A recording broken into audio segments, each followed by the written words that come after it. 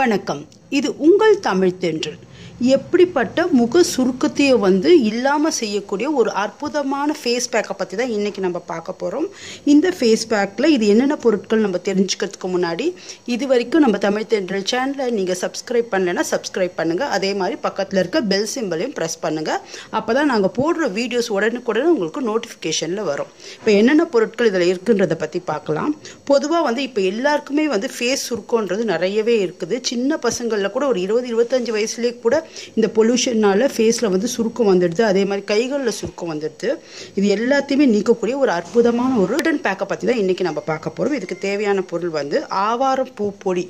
இது எல்லா நாட்டு மருந்து கடையிலையும் கிடைக்கும். இது டிபார்ட்மெண்டல் ஸ்டோரில் கூட இப்போ கிடைக்குது.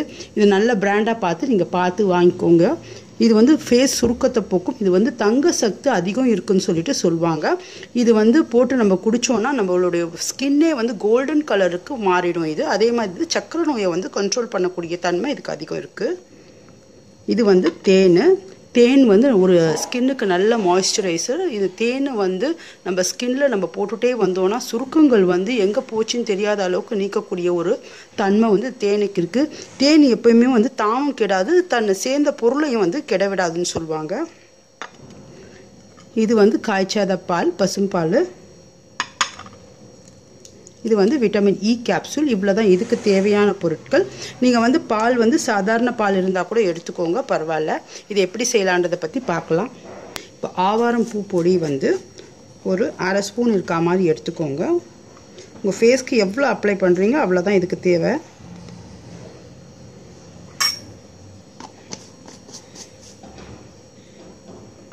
அது கூட தேன்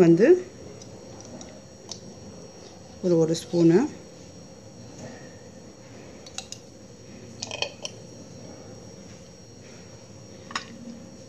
காய்ச்சாத பால் தேவையான அளவு எடுத்துக்கலாம்.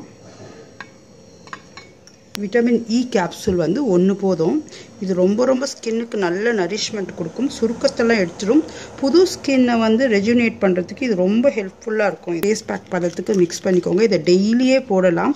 இதை டெய்லி நீங்கள் ஒரு 10 நாள் யூஸ் பண்ணி பாருங்கள். உங்கள் ஸ்கின்னில் சுருக்கம் எங்கே இருந்ததுன்னு தெரியாது, உங்களுக்கே நம்ப முடியாது. இதை நைட்டில் அப்ளை பண்ணி கூட நீங்கள் மார்னிங் வாஷ் பண்ணலாம். அப்படி உங்களுக்கு நைட்டில் அப்ளை பண்ண டைம் இல்லைன்னா கூட நீங்கள் எப்போ டைம் இருக்கோ ஒரு 10லேருந்து 15 நிமிஷம் இதை வச்சுட்டு நீங்கள் அதுக்கப்புறம் வாஷ் பண்ணிவிடுங்க. இதை ஃபேஸில் நல்லா வாஷ் பண்ணதுக்கு அப்புறம் நல்லா எப்போவுமே ஃபேஸை நீங்கள் மேல் நோக்கி தான் அப்ளை பண்ணணும். அப்போ தான் ஸ்கின் சுருங்காது. அதே மாதிரி ஸ்கின் சேகாக இருந்தால் கூட அது நமக்கு மேலே வரும். இதனால் ஏஜிங் சீக்கிரம் வராது. இந்த மாதிரி நீங்கள் அப்ளை பண்ணிவிடுங்க. உங்கள் ஃபேஸில் நல்லா அப்ளை பண்ணி ஒரு 10லேருந்து 15 நிமிஷம் இதை அப்படியே விட்டுடுங்க. அதுக்கப்புறம் நீங்கள் ஃபேஸ் வாஷ் பண்ணிவிடுங்க. நீங்கள் நார்மல் வாட்டர் போட்டு ஃபேஸ் வாஷ் பண்ணாலே போதும். இது நீங்கள் செஞ்சு பார்த்துட்டு உங்கள் ரிசல்ட் எப்படி இருக்குதுன்றதை எங்கள் கமெண்ட்ஸில் தெரிவிங்க. இந்த வீடியோ வாட்ச் பண்ணதுக்கு நன்றி. வணக்கம்.